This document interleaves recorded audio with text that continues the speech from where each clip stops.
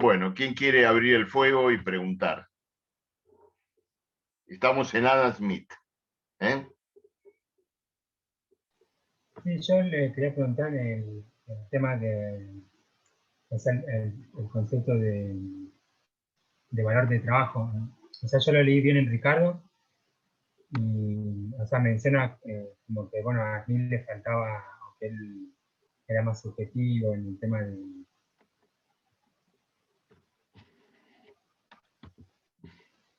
para darle un valor. Perdón, José, Sí, no alcanzo a entender bien tu pregunta. Entre otras cosas porque estaba tratando de hacer ingresar a dos alumnos. Te pido sí, disculpas y te pido que me reiteres la pregunta. sí, sí, era, o sea, más que nada el concepto de que trabaja Smith de trabajo. La ley del valor trabajo. Claro, eso. O sea, Bueno, porque, sí. bueno. Vamos a tratar de... Vamos a volver sobre el tema.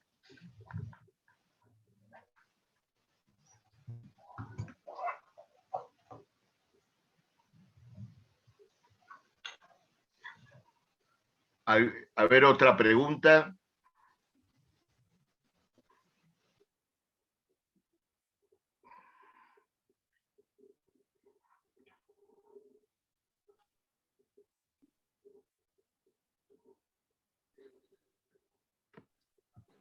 Yo hay un punto que no entiendo de también la teoría del valor trabajo, pero en Ricardo. A ver. Cuando habla de la magnitud del trabajo, ¿cuál es la magnitud correcta para medir el valor de una mercancía? Y dice que es la que se despliega en las condiciones más desfavorables, y eso es lo que no entiendo. Muy bien.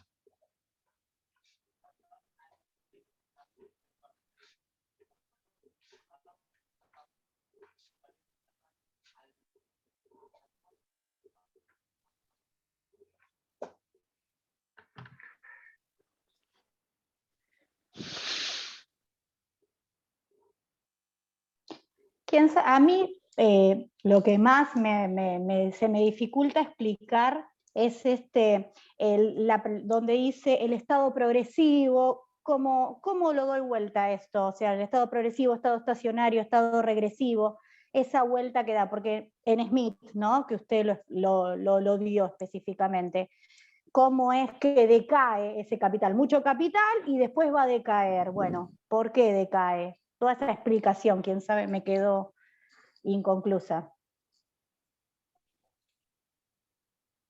Bueno.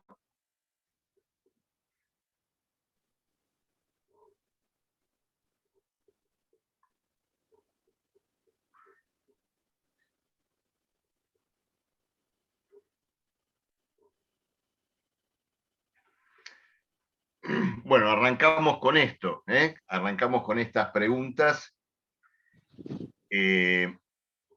Vamos a partir con lo que preguntó José, que es lo más,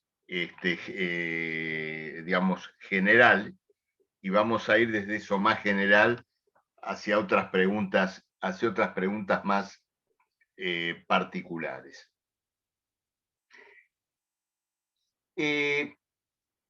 Cuando Smith formula en primer lugar, ¿qué significa una teoría del valor?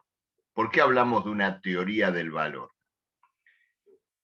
Una teoría del valor es una teoría que busca explicar cuál es el origen de la riqueza social y qué tipo de norma rige el intercambio entre las mercancías, entre los productos del trabajo humano. ¿Cuál es la regla que rige ese intercambio? Entonces, este problema,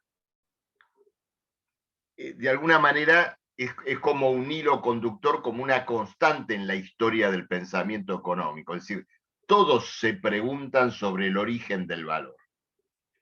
Entonces hay una primera respuesta a esa pregunta, la de los mercantilistas, que dicen, bueno, el origen del valor está en el propio comercio.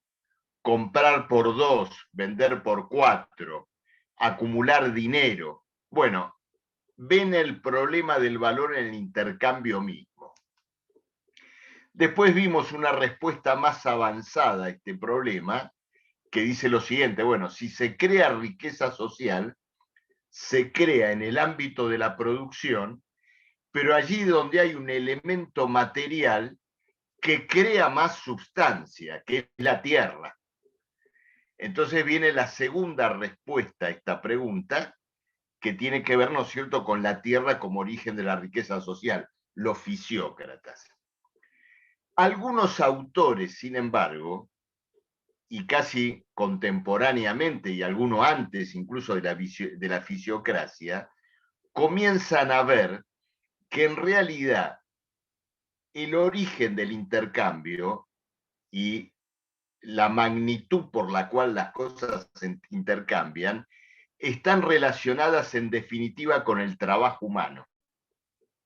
Y que el trabajo humano es la forma más general a través de las cuales las mercancías se pueden intercambiar. Comparemos por un momento la teoría del valor trabajo, es decir, la teoría fundada en el trabajo, frente a la teoría fisiocrática. Mientras que la teoría fisiocrática solo ve creación de valor en la tierra o en el trabajo aplicado a la tierra, la teoría del valor trabajo encuentra esa riqueza social en todas las formas del trabajo humano. Trabajo agrícola, trabajo industrial. Entonces, aparece una interpretación general sobre el origen del valor y de la riqueza social que tiene que ver efectivamente con el trabajo. Entonces, Smith efectivamente es el primer autor que va a desarrollar con algún alcance el problema del trabajo como magnitud de valor, digamos, como origen de la riqueza social.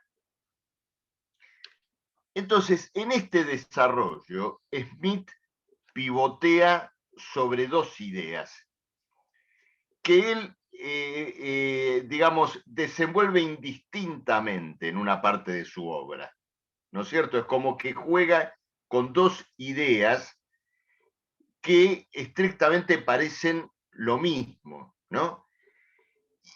Y entonces dice lo siguiente: el valor está dado, el valor de la mercancía está dado por el trabajo que yo puedo comprar, ¿no es cierto? El trabajo que puedo encargar o encomendar con la mercancía que llevo al mercado. Es decir, si yo al llevar, ¿no es cierto?, un par de zapatos que produje, logro comprar el equivalente de 2 kilos de manzanas, bueno, eso quiere decir que el trabajo que está presente en el par de zapatos es el mismo trabajo que está representado en los 2 kilos de manzana. Es decir, yo con un par de zapatos puedo comprar el trabajo que está presente en 2 kilos de manzana. Entonces aparece la idea del trabajo encomendado, ¿no es cierto?, del trabajo encargado, el trabajo que puedo comprar con la mercancía que llevo al mercado. Al mismo tiempo, Smith maneja otro concepto, que es el del trabajo contenido, ¿no es cierto?, el trabajo presente directamente en la mercancía, es decir, ¿cuánto trabajo me costó hacer el par de zapatos? Entonces me costó 4 horas de trabajo. Y entonces el valor de la mercancía está dado por ese trabajo contenido. Entonces, de pronto, el concepto de valor trabajo se relaciona con el trabajo que puedo comprar y en otras oportunidades con el trabajo que contiene la mercancía misma. Bueno, en cierto ámbito o en ciertas relaciones de producción, un concepto y el otro son lo mismo, y por eso Smith los maneja indistintamente. Por ejemplo,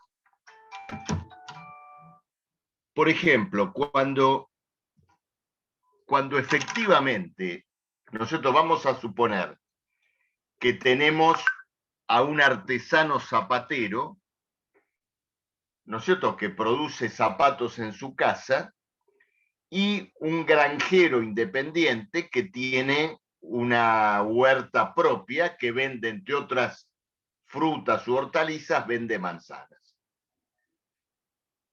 Entonces, en ese caso, por ejemplo, si el par de zapatos le demandó 4 horas y él con 4 horas compra 2 kilos de manzana, bueno, eso quiere decir que efectivamente el trabajo que él puede comprar, que es el de 2 kilos de manzana, representará 4 horas, que son las mismas 4 horas de trabajo contenido en la producción de un par de zapatos.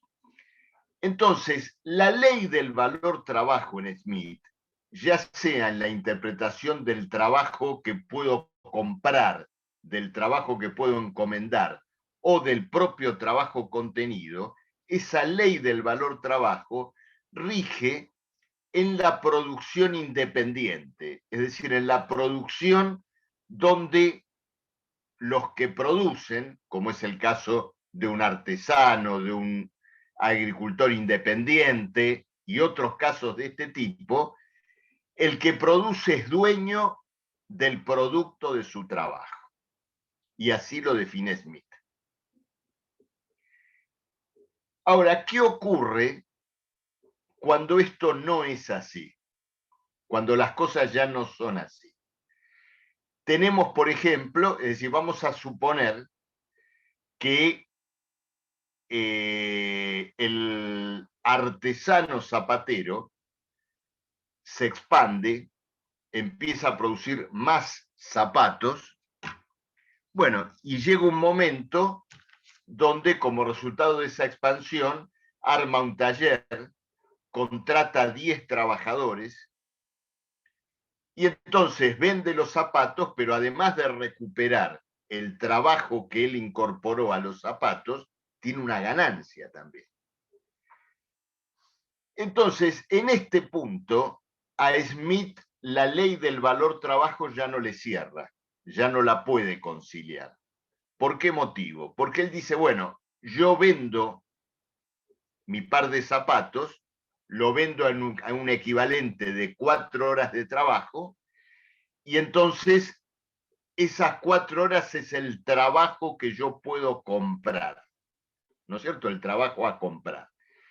Pero resulta que él vende los zapatos, contrata con lo que obtuvo de la venta de los zapatos, contrata trabajadores, hace funcionar el taller y al cabo de la venta de ya no un par de zapatos, sino por ejemplo 100 pares de zapatos, tiene más valor que el valor que él encomendó o compró inicialmente.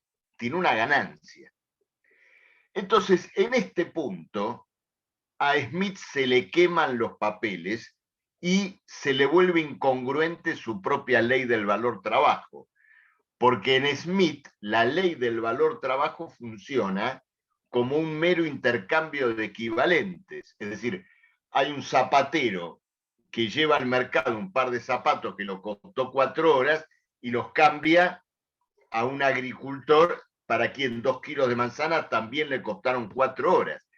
Pero resulta que en la economía capitalista moderna, plena, ya no con productores independientes o artesanales, con fábricas, con obreros, empleados y empresarios que obtienen una ganancia, no hay un intercambio de equivalentes. Hay alguien que retira del mercado trabajo en cierto volumen y cuando vuelve a llevar al mercado sus productos terminados, obtiene más valor que el que inicialmente empleó.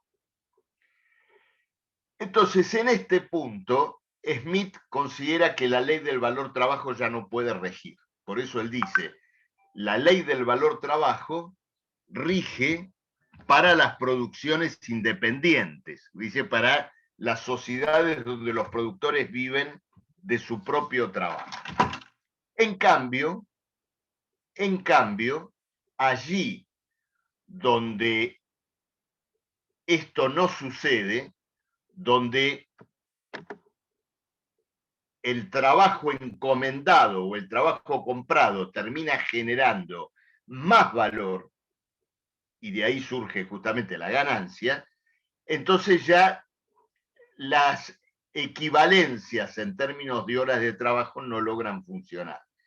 Entonces Smith dice lo siguiente, la ley del valor trabajo rige realmente y plenamente en las sociedades de productores independientes.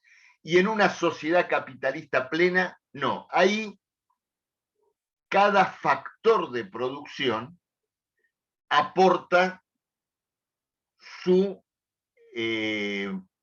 digamos, elemento creador de valor en forma independiente.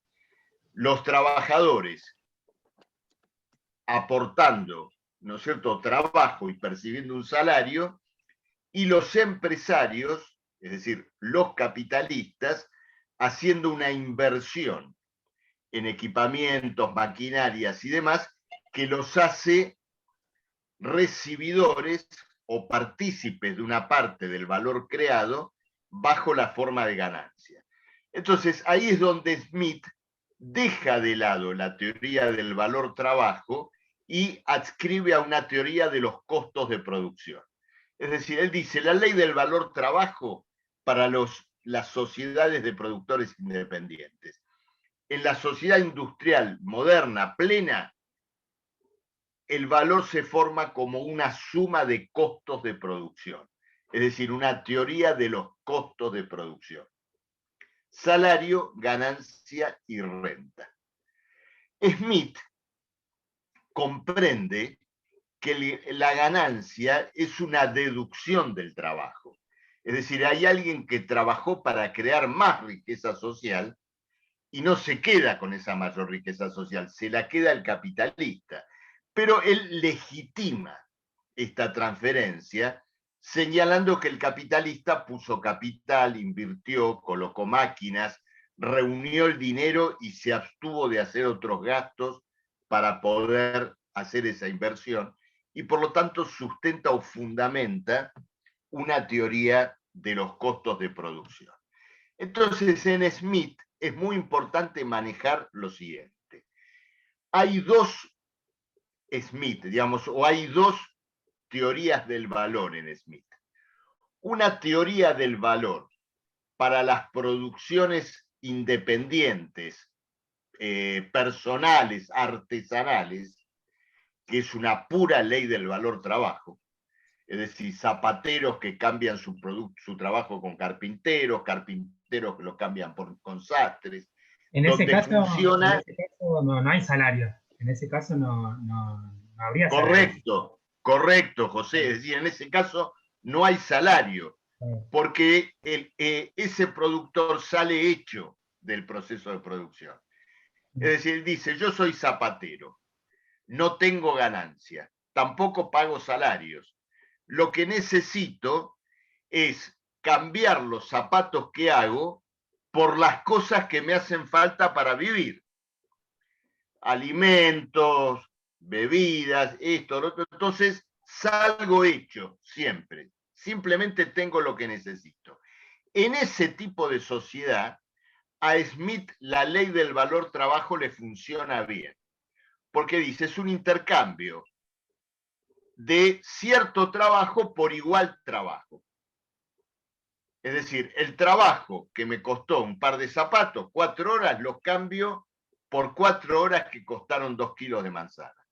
Y todo se intercambia por su equivalente. Cuando hay salario, también hay ganancia. Y ahí los papeles no le cierran a Smith, porque dice lo siguiente: yo ahí el trabajo que puedo comprar es, por ejemplo, de 100. Pero cuando contrato esos trabajadores, vendo los zapatos, obtengo 200. 100 de salarios y otros 100 de ganancias.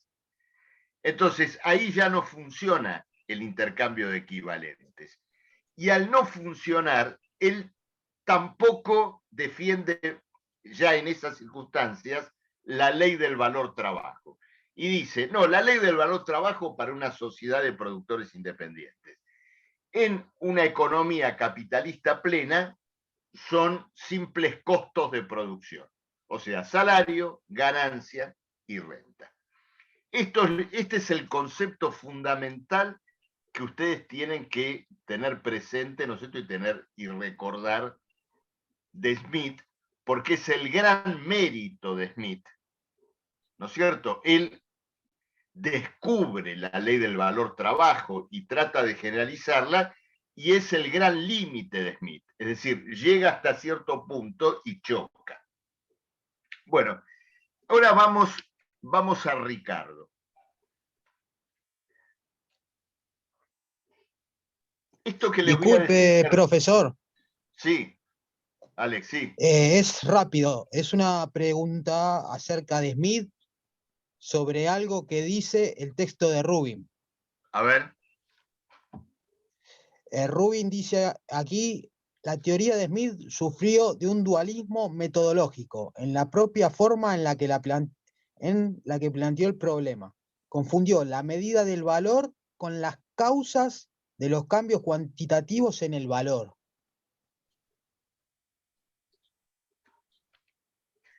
Bueno, tiene que ver, es un concepto un poco complejo, pero tiene que ver con esto que estamos analizando. ¿Por qué? Porque Smith buscó, digamos, se lanzó a la búsqueda de algo que no pudo encontrar, que es lo que llamaríamos una medida invariable del valor. Es decir, él dijo lo siguiente: a ver, ¿qué cosa puedo encontrar para medir el valor de todas las mercancías que al mismo tiempo sea inalterable? Entonces se detuvo en el trabajo, pero no pudo caracterizar qué forma del trabajo humano efectivamente constituye una real medida del valor. Entonces ahí él no quiero decir la palabra desbarranca, porque es muy fuerte, es como que patina, como cuando uno dice ahora patinó. ¿En qué patina? Él dice lo siguiente: ¿cómo puedo encontrar una medida invariable del valor? Bueno, porque la fatiga y la infelicidad o la pérdida de placer que implica el acto de trabajar es similar para todas las personas. Entonces, ¿por qué patina en este punto? Porque analizando un fenómeno objetivo, que es tratar de determinar la regla que establece el intercambio de mercancías, cae en un concepto personal, subjetivo, que es de la pena, la fatiga, la infelicidad del acto de trabajar o de realizar un esfuerzo. Justamente, y acá voy, ¿no es cierto?, a Ricardo. Ricardo tiene, digamos, hay dos elementos que marcan, ¿no es cierto?, su superioridad frente a Adam Smith en el análisis de este problema. El primero de ellos es que él, Ricardo, busca interpretar los fenómenos económicos a partir de cómo ellos se manifiestan.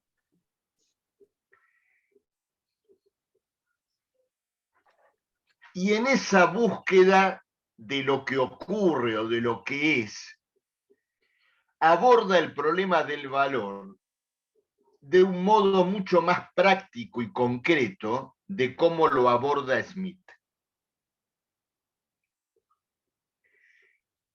Entonces, lo primero que hace Ricardo es lo siguiente. Solo concibe el problema del valor asociado al intercambio y asociado a la magnitud. Les voy a dar un ejemplo para que se pueda entender, ¿no es cierto?, en qué consiste esto. Es como si yo dijera lo siguiente: voy a tratar de encontrar una medida esencial y absoluta para juzgar la altura de las personas.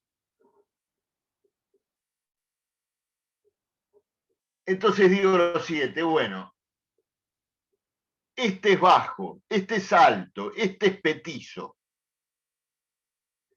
este es inmensamente alto. Entonces digo, tengo que encontrar una forma esencial y particular de calificar la altura de las personas.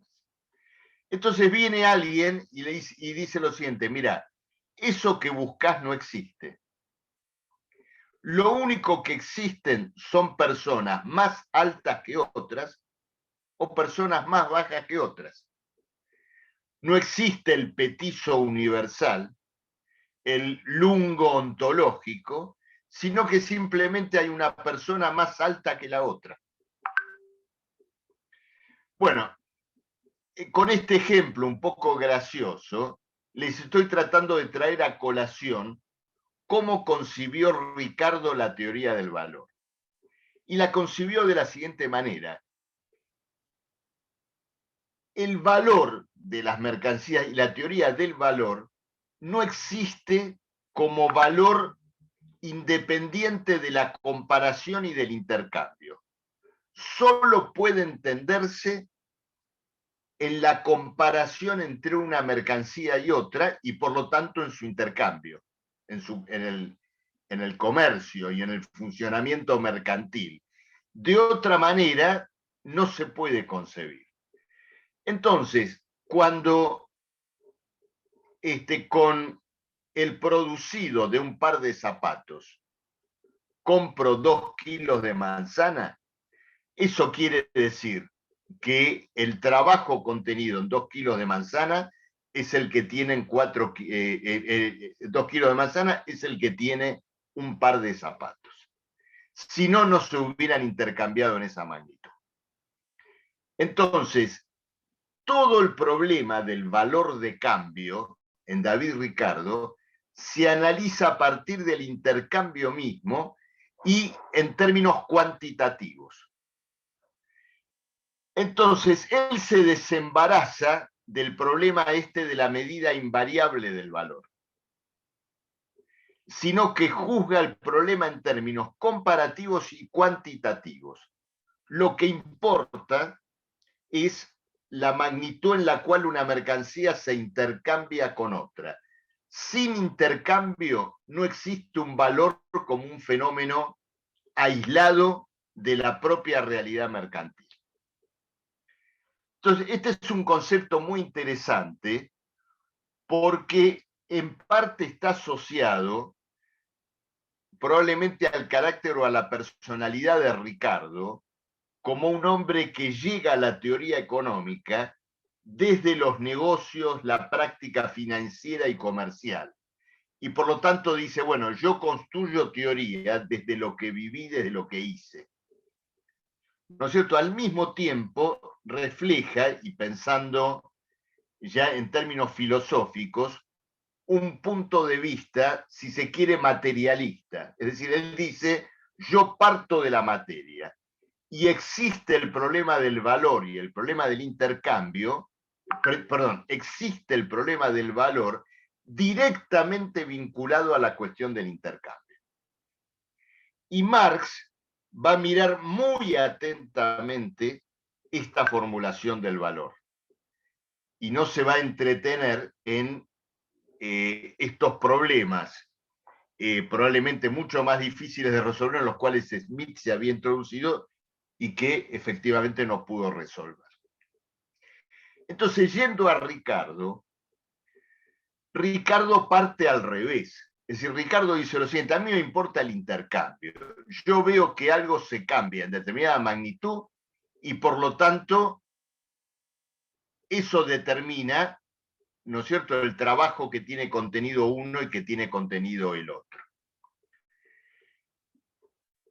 Entonces, en esos términos, universaliza la teoría del valor.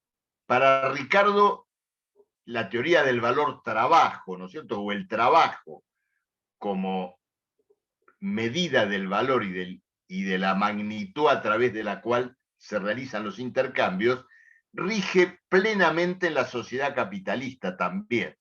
No es un fenómeno únicamente de los productores independientes.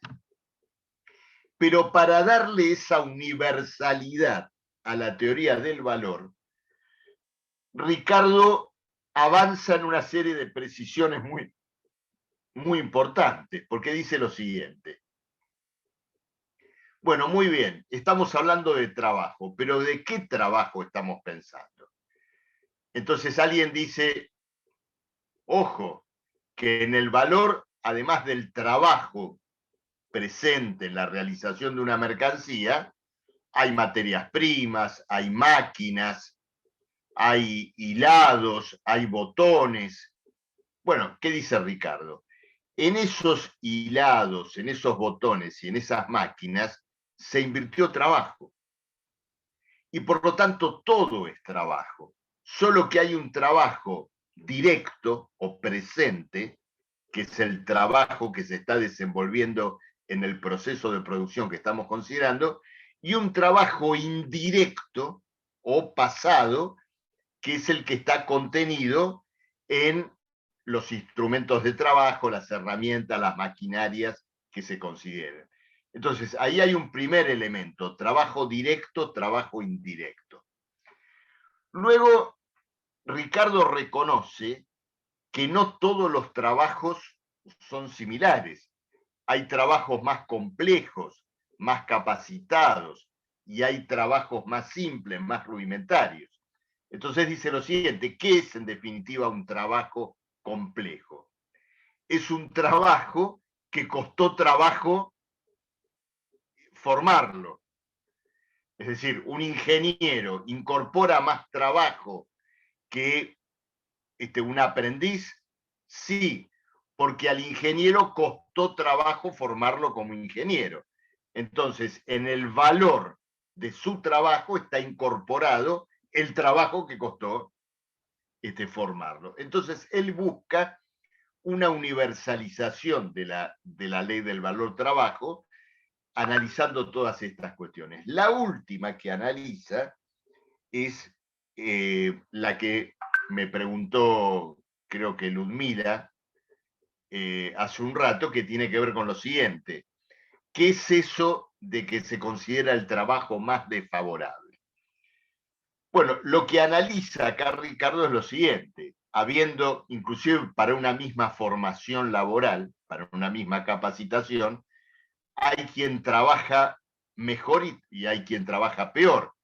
Hay alguien que es más diestro y es más rápido, hay otro que es más lento, hay uno que se esfuerza por ascender y hay otro que dice, a mí no me interesa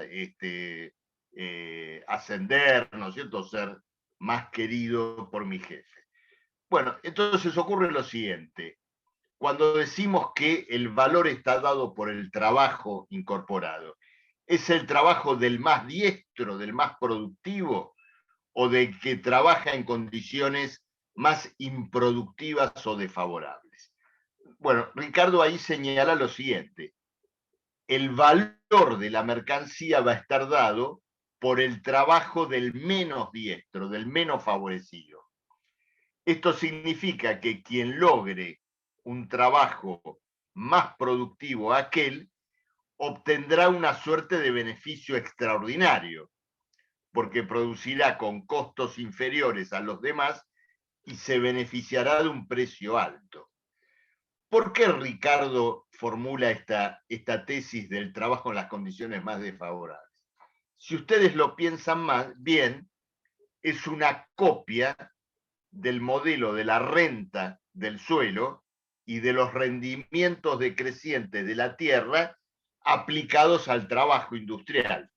Es lo mismo, es decir, ustedes recuerdan en el modelo de la renta del suelo, el precio del grano se determina por el campo de rendimiento más desfavorable y todos los demás campos obtienen un beneficio extraordinario, que es la renta que se la lleva el propietario de la tierra. Entonces, él transpola el modelo de la renta al trabajo. En este punto, claramente Ricardo se equivoca, porque la renta del suelo, la existencia de la renta del suelo y la existencia de un rendimiento extraordinario y que el precio se fije en el más desfavorable, tiene que ver con el carácter escaso de la tierra como recurso, y donde por lo tanto uno está obligado a extenderse, ¿no es cierto?, a las tierras menos desfavorables. No ocurre lo mismo con el trabajo humano, con el trabajo fabril. Y por lo tanto, bueno, este es un aspecto que Marx va a corregir más adelante, señalando en este punto, en lo que tiene que ver con la ley del trabajo, la ley del valor trabajo, que el valor se relaciona no con el trabajo menos productivo, menos diestro o de condiciones más desfavorables, sino con el trabajo medio, es decir, con el promedio. Si alguien produce una mercancía en 8 horas, otro la produce en 7 y otro la produce en 6, seguramente el valor de la mercancía va a estar cercano a las 7 horas, es decir, al valor medio. Bueno, esto es lo que, ¿no es cierto?, preguntaba. Ahí, efectivamente, nosotros preguntaba Ludmila. Yendo a la otra pregunta que nos hacían, y que tiene que ver, ¿no es cierto?, con el estado progresivo, estacionario. Bueno, en primer lugar, digamos, la importancia que tiene esta teoría de Smith, que es la primera vez que se formula una noción o un concepto de lo que luego se llamará el ciclo económico, ¿no es cierto?, la economía contemporánea. Es decir, que la economía no transcurre en una especie de calma chicha, donde todo el tiempo las cosas se reproducen a sí mismas, sino que transcurre en oscilaciones de la actividad. Y estas oscilaciones van conformando, ¿no es cierto?, en su integralidad, una suerte de equilibrio económico. El mecanismo regulador de estas oscilaciones y finalmente de este equilibrio es el propio mercado. Y acá vale también lo de la mano invisible. Es decir, en este movimiento, la riqueza social se irá trasladando de una actividad económica a otra hasta alcanzar un equilibrio, ¿no es cierto?, en el conjunto de la economía. La idea de un Estado progresivo es una situación donde efectivamente el capital se acumula aceleradamente, el empleo aumenta y donde por lo tanto ocurren fenómenos que son interesantes porque cuanto más crece la economía, más se acerca a su estabilización, es decir, a dejar de crecer. ¿Por qué? Con la afluencia de capitales, el rendimiento del capital se reduce, porque hay muchos capitales compitiendo por los mismos negocios. Y entonces cae la tasa de ganancia. El salario a su turno sube. Entonces, el propio movimiento del estado progresivo termina conduciendo al estado estacionario, donde se deja de crecer. Cuando comienza el estado regresivo, es decir, que la economía retrocede, decrece, hay una escasez de capital y el poco capital invertido obtiene un beneficio alto. Y ese beneficio alto lo incentiva a atraer nuevos capitales e iniciar un ciclo ascendente. Al mismo tiempo, en el estado regresivo los salarios son bajos y eso constituye un incentivo al empleo, ¿no es cierto?, la incorporación de nuevos trabajadores. Entonces, en ese vaivén se va constituyendo, ¿no es cierto?, un cierto equilibrio económico que es efectivamente uno de los principios más claros de la economía clásica, es decir, la idea del mercado como regulador social y al mismo tiempo generador de una suerte de armonía económica, donde la oferta igual a la demanda, donde todos los factores de producción obtienen lo que esperaban obtener en la economía. Profe, y Bueno, Ricardo, él estaba, hablaba de esto, o su teoría la daba a favor de, que había mencionado, a favor de, él estaba como a favor de los capitalistas, ¿no? Como Ricardo. bueno, Ricardo era un capitalista. Claro, Ricardo era un capitalista, es decir, él mismo provenía del mundo de las finanzas y estaba asociado a esto. Lo que ocurre es que él era, por un lado, un capitalista, un burgués, y al mismo tiempo un científico. Y una cosa era inseparable de la otra. Es decir, él defendiendo a la burguesía, desarrolló ciencia económica. ¿Y por qué? Porque en el periodo que él vivió, esa clase capitalista que él defendía estaba en una lucha con intereses sociales mucho más retrógrados que los que él representaba. Es decir, él se oponía a los propietarios de tierras, que desde el punto de vista de una función social eran verdaderos parásitos. No producían nada, solo se dedicaban a alquilar, ¿no es cierto?, las tierras que poseían. Entonces, en la lucha contra esa clase retrógrada e improductiva, Ricardo desarrolló ciencia. Y esta es la explicación por la cual, digamos, la economía política en este periodo de mayor desarrollo es, por un lado, una disciplina que busca justificar el papel de la burguesía, digamos, en ese periodo histórico, y al mismo tiempo es ciencia, es decir, revela mecanismos reales del proceso de producción social.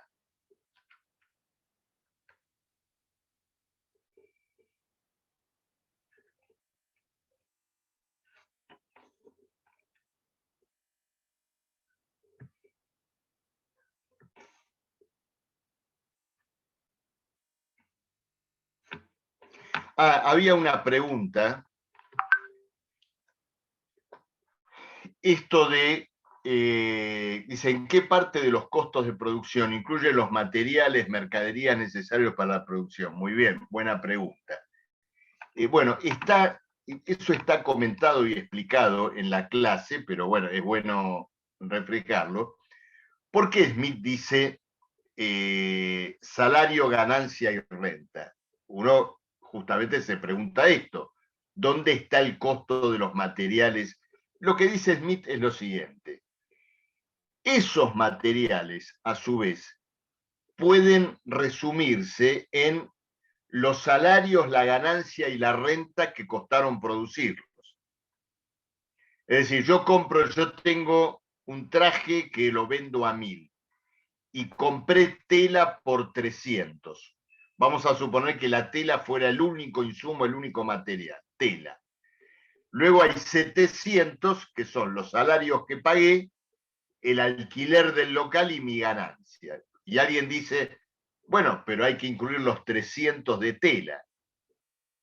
Y la respuesta de Smith sería lo siguiente, esos 300 de tela son, por ejemplo, 100 de salarios, 100 de ganancias y 100 de renta. Entonces, todo se descompone al fin y al cabo en salario, ganancia y renta, ¿entendés? Es decir, por eso él solo se refiere a eso.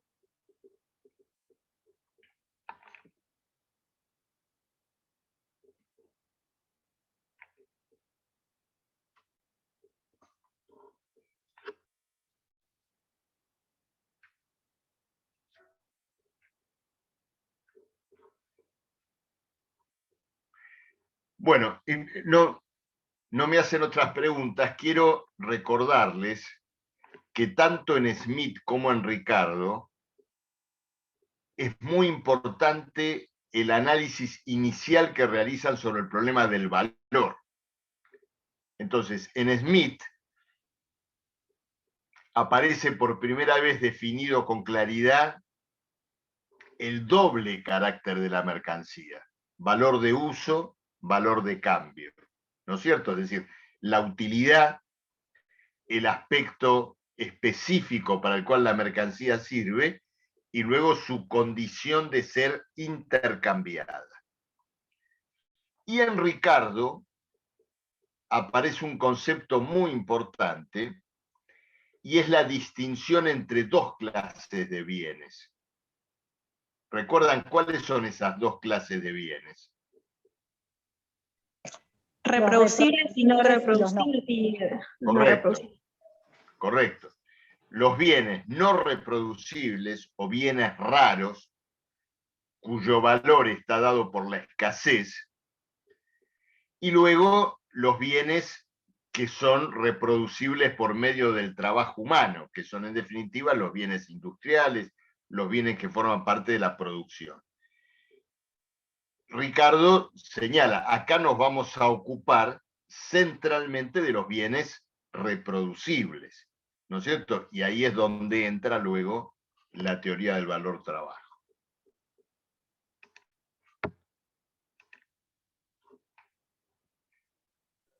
Profe, disculpe, Malthus también entra en el parcial, ¿no? Sí, Malthus entra, préstenle particular atención, es decir, en Malthus hay que recordar dos cuestiones. Una es su ley de población, en qué consistió esta ley, cuáles fueron los móviles que llevaron a Malthus a desenvolver esta ley. No quería financiar la pobreza, consideraba que la asistencia social agravaba el desequilibrio entre alimentos y crecimiento de la población. Bueno, y el otro concepto central en Malthus tiene que ver con este cuestionamiento al equilibrio inevitable entre oferta y demanda, ¿no es cierto? Es decir, la mano invisible de Smith, la idea de que en el funcionamiento mercantil oferta y demanda se equilibrarían, y él dice, ojo, porque obreros y capitalistas no son capaces de consumir todo lo que la economía produce. Y entonces hay una clase que no produce y solo consume, que ayuda a sostener ese equilibrio. Y esa clase es la clase terrateniente. Entonces, esas son las dos grandes ideas que tienen que retener de Malthus: su teoría de la población y su cuestionamiento al equilibrio entre oferta y demanda, que, digamos, lo convirtió en un autor original, o en un autor que introdujo muy tempranamente un problema que se iba a plantear en la historia del pensamiento económico en forma bastante posterior. Bueno, acá me preguntan sobre cuánto tiempo vamos a tener para la entrega del parcial. El parcial se va a... Bueno, lo voy a subir al campus a la hora de la clase, y ustedes van a tener 1 hora y media para poder completarlo. O sea, cumplida la 1 hora y media, si arrancamos 8 y media, a las 10 terminamos. Si arrancamos 10 y media, a las 12 tienen como plazo, ¿no es cierto?, para poder entregar, y en ese periodo tienen que escribir un desarrollo sobre los temas, es decir, no multiple choice, sino efectivamente un desarrollo, una reflexión sobre las preguntas que se van a hacer en el parcial, y esencialmente giran en torno de los problemas que vimos acá.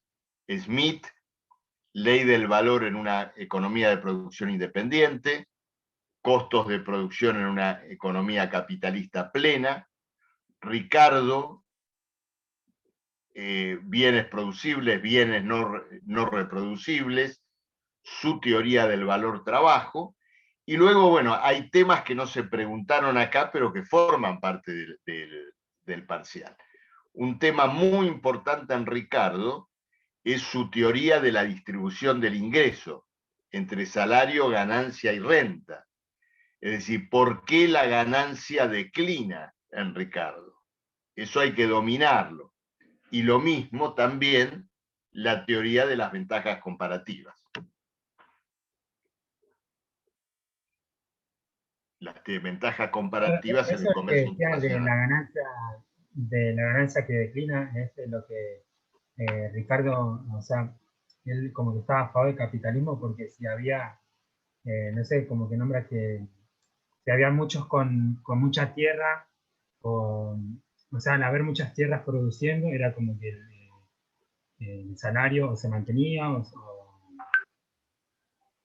puede ser que sea... No, veo que, a ver, tenés una idea del tema, pero la tenés que estudiar bien.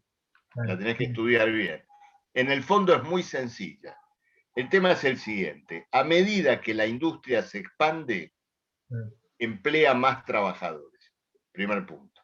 Segundo, como hay más trabajadores, hay más demanda de alimentos para darle de comer a esos trabajadores. Con la mayor demanda de alimentos hay que cultivar campos donde el costo del alimento es cada vez más alto. ¿Sí? Es decir, tengo que ir al campo de la esquina y después al de la otra cuadra, y después al de la otra cuadra, donde el costo es cada vez más alto. Hacer el costo más alto, el costo de manutención de los trabajadores también es cada vez más alto. Y eso lleva a una caída de la ganancia industrial.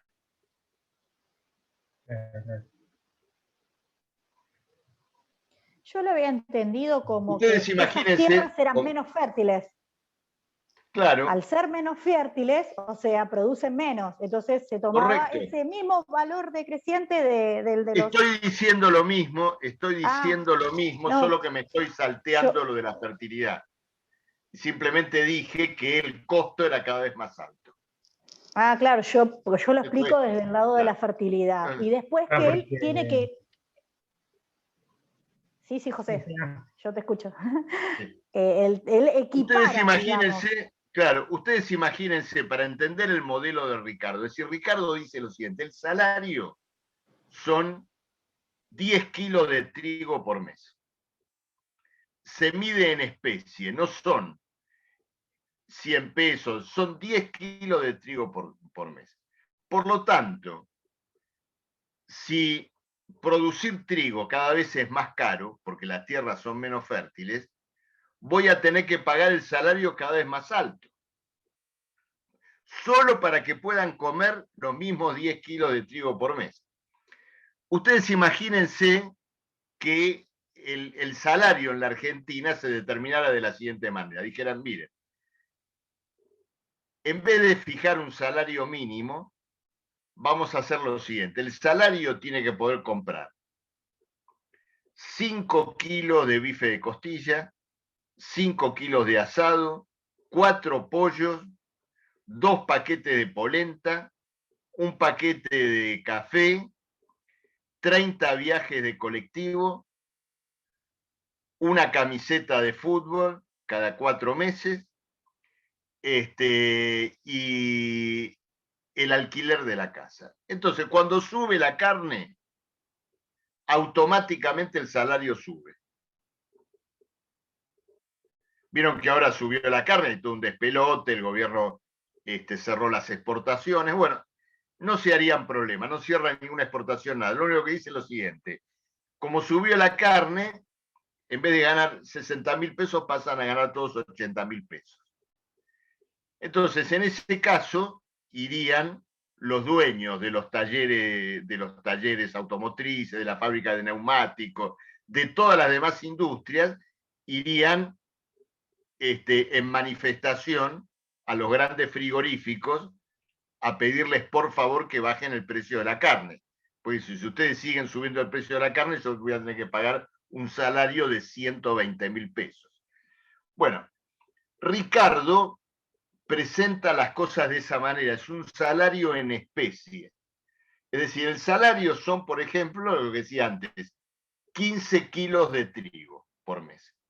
Entonces, si ese trigo, en vez de costarme 10, me cuesta 20, le tengo que pagar el doble al obrero. Y al pagarle el doble, me cae la ganancia.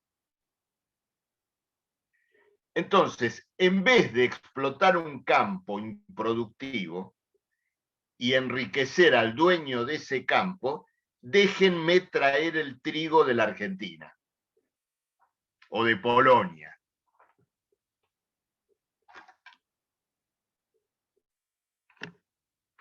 Pero ahí es donde encontraba las trabas, en el Parlamento. Claro.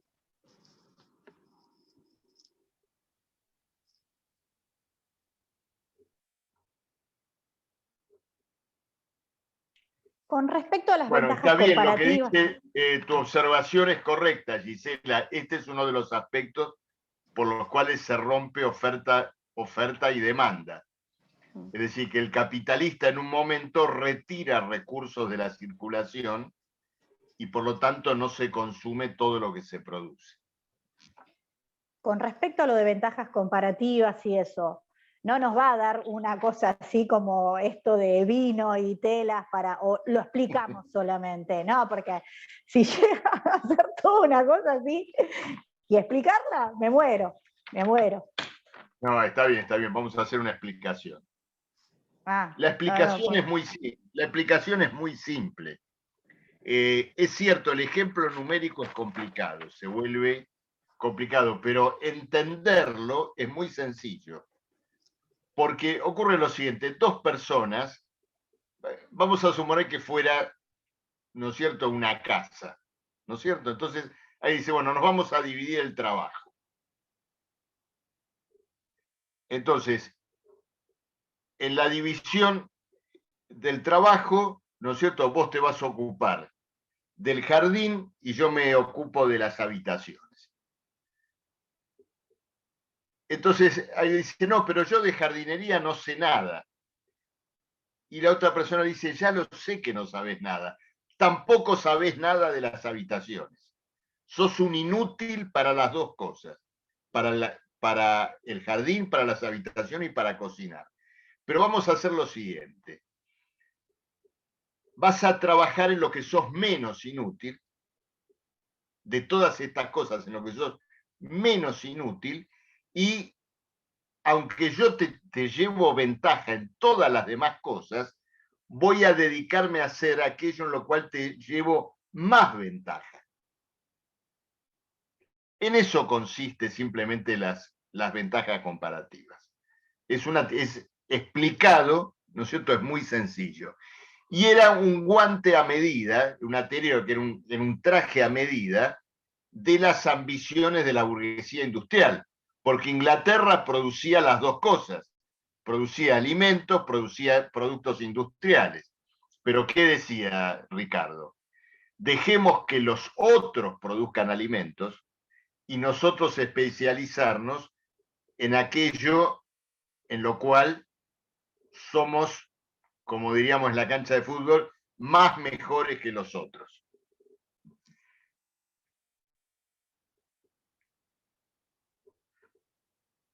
Bueno, ahora no podemos ir a la cancha, así que el ejemplo en este momento no es válido.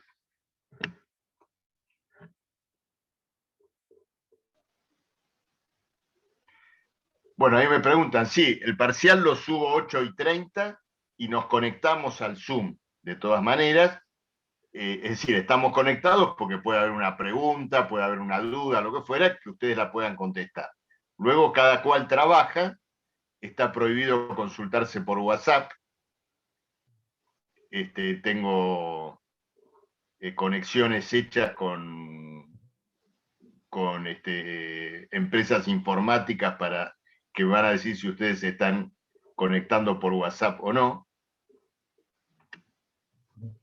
Profe, ¿cuántas preguntas son? No, perdón, acá me preguntan, no. La comisión de 8:30 entra a 8:30. La comisión de 10:30 entra a 10:30. Cada cual en el horario que le corresponda.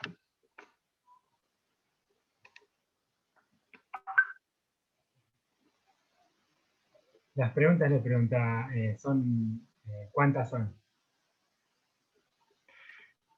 Probablemente sean 7 preguntas.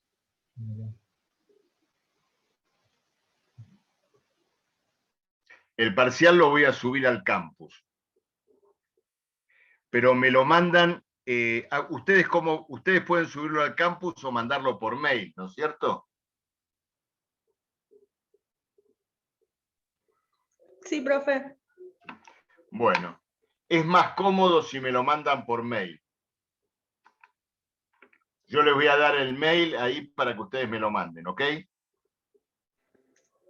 Profe, o sea, lo haríamos en un documento Word y de ahí... En un documento de Word y me lo mandan por mail. Ok. ¿Eh?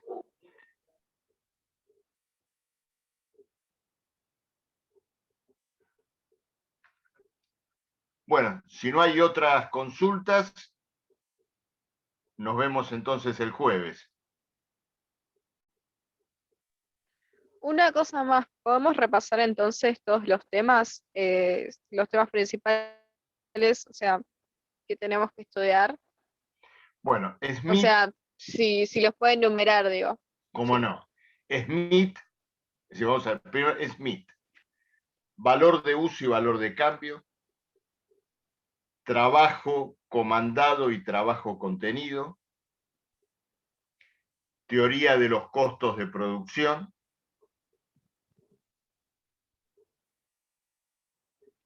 estado progresivo, estacionario y regresivo, precio natural y precio de mercado. Ahí tenemos Smith. Ricardo.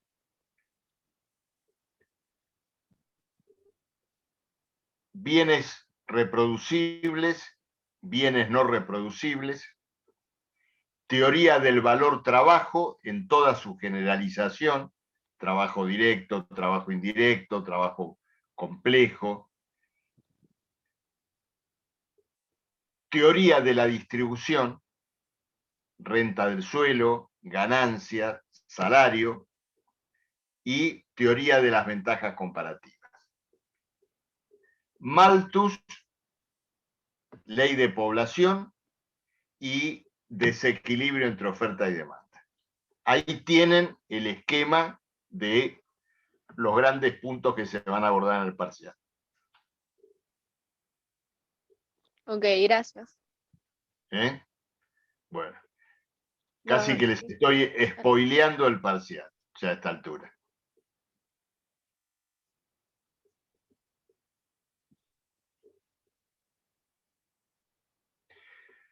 Bueno, hay una clase grabada, no sé si la pudieron escuchar, que ya va para la próxima unidad, ¿ok? Ok.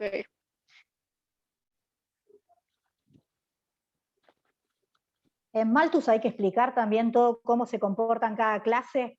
Cuando usted dijo esto de desequilibrio de oferta y demanda, hay que explicar Bueno, claro, todo, ¿qué pasa ¿no? con el salario? Explicamos, Es una oportunidad para claro. referirse a la ley de hierro.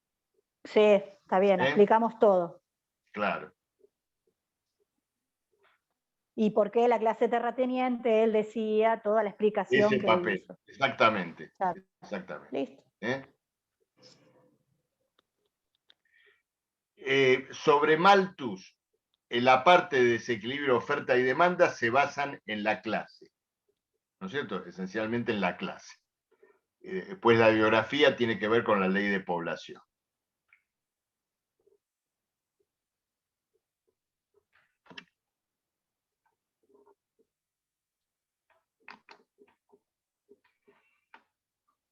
Bueno, un saludo saludo a todas, a todos. Espero que mañana puedan comer un locro. Y nos vemos entonces el jueves. ¿El Muchas mail lo envía al campus? Es, Tiene que estar, sí, ¿no? En sí, el campus. el parcial lo subo al campus en el horario de la clase. Y ahí les voy a dar el mail donde se tienen que dirigir. Y por supuesto, cualquier pregunta, cualquier duda cuando estén estudiando, escriban al mail del campus y yo la veo. ¿Ok? Ah, Ok. porque hay un compañero que preguntó si se podía, si le decíamos si podía consultarle por ahí porque no se podía conectar hoy acá. Sí, por supuesto, por supuesto. Me puede escribir, no hay ningún problema. ¿Eh?